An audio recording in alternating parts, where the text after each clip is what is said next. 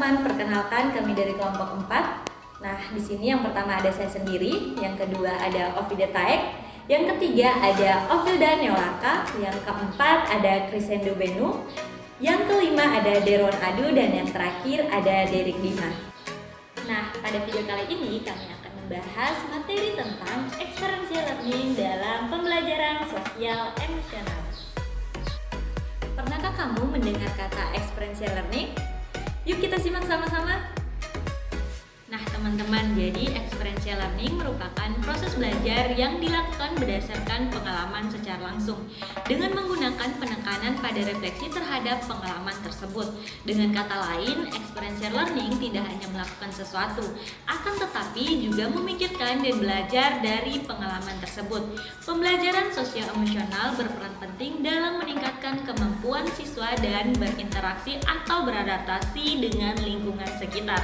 Dalam proses pembelajarannya, PSE tidak hanya fokus pada penyampaian ilmu dari guru kepada siswa, namun juga melibatkan siswa secara aktif dalam kegiatan pembelajaran berbasis pengalaman.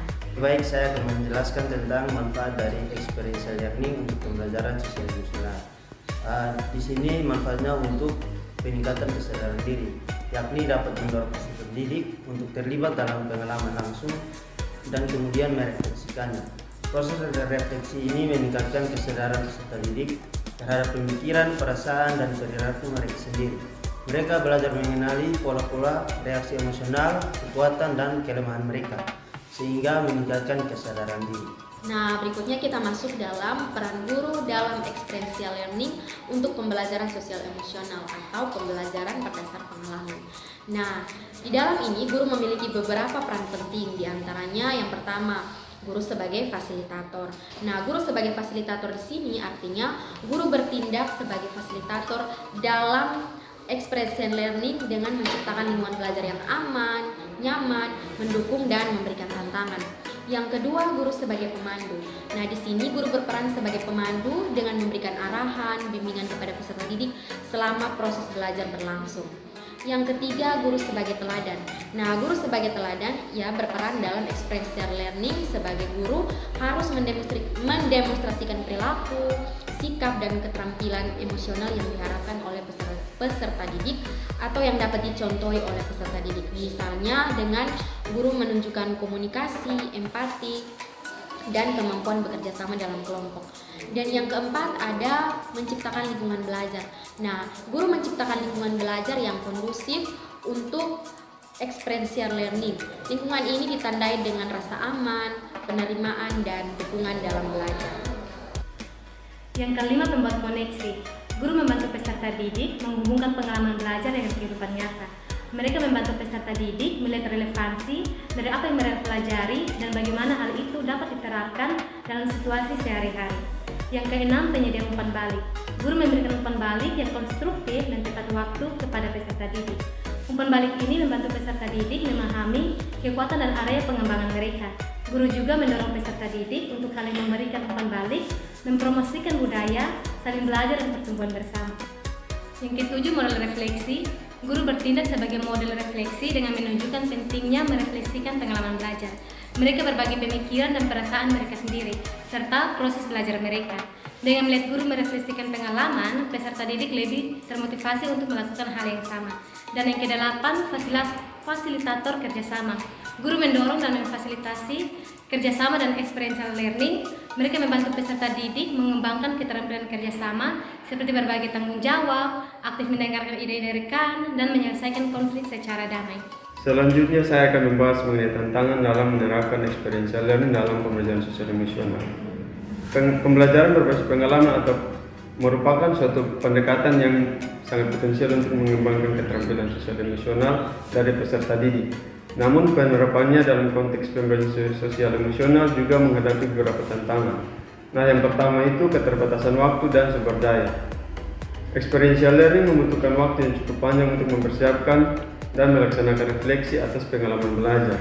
Hal ini dapat menjadi kendala mengingat padatnya kurikulum dan terbatasnya jam pelajaran di sekolah.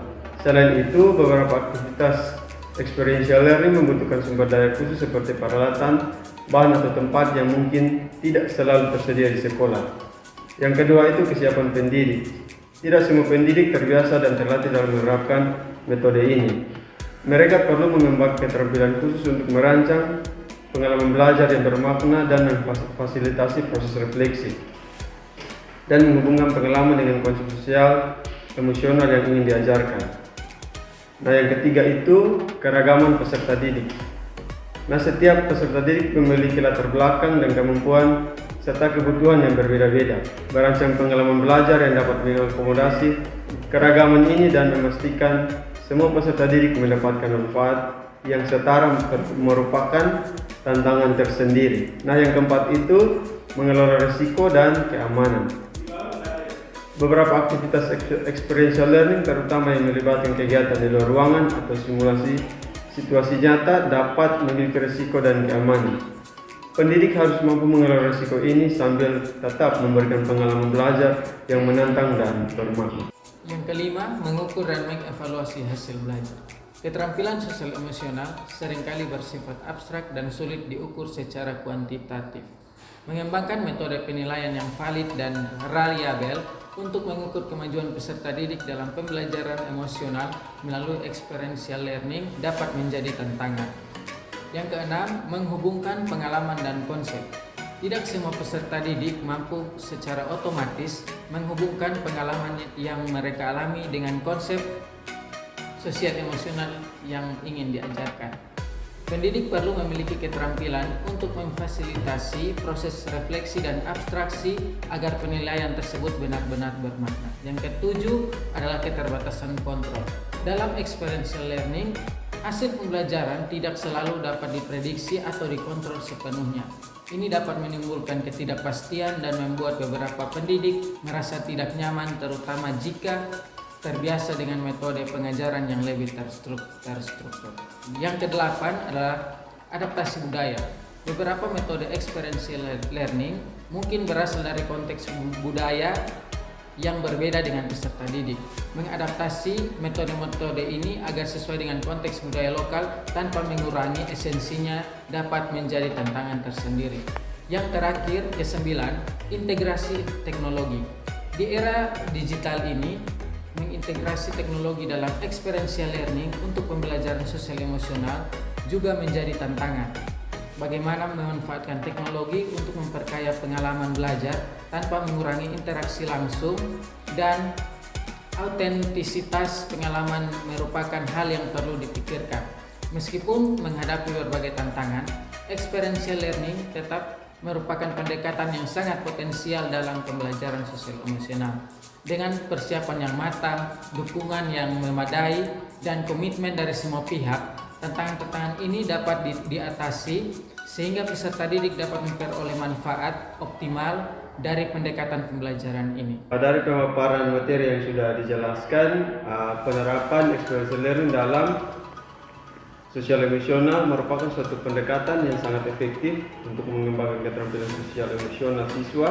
Metode ini menekankan proses belajar melalui pengalaman langsung, refleksi dan penerapan pengetahuan dalam situasi nyata. Dalam konteks pembelajaran sosial emosional, experiential learning ini memungkinkan siswa untuk mengembangkan kesadaran diri, manajemen diri, kesadaran sosial, keterampilan hubungan, dan pengambilan keputusan yang bertanggung jawab. Prinsip utama dari experiential learning ini adalah bahwa pembelajaran paling efektif terjadi ketika siswa terlibat aktif dalam proses pembelajaran, bukan sekedar menerima informasi, tetapi dalam pembelajaran sosial emosional berarti memberikan kesempatan kepada siswa untuk mengalami dan mempraktikkan keterampilan sosial emosional dalam situasi yang aman dan terkontrol. Jadi, experiential learning ini menawarkan pendekatan yang kuat untuk pembelajaran sosial emosional dengan melibatkan siswa dalam pengalaman langsung, refleksi mendalam, dan penerapan aktif. Metode ini memungkinkan pengembangan keterampilan sosial emosional yang holistik dan berkelanjutan. Meskipun ada tantangan dalam implementasinya, manfaat dari pendekatan ini dalam mempersiapkan siswa untuk navigasi sosial dan emosional yang efektif dalam kehidupan nyata sangatlah signifikan. Nah teman-teman, itulah tadi video tentang penerapan experiential learning terhadap pembelajaran sosial emosional. Semoga video ini bermanfaat untuk kita semua ya. Sekian dan terima kasih. Bye.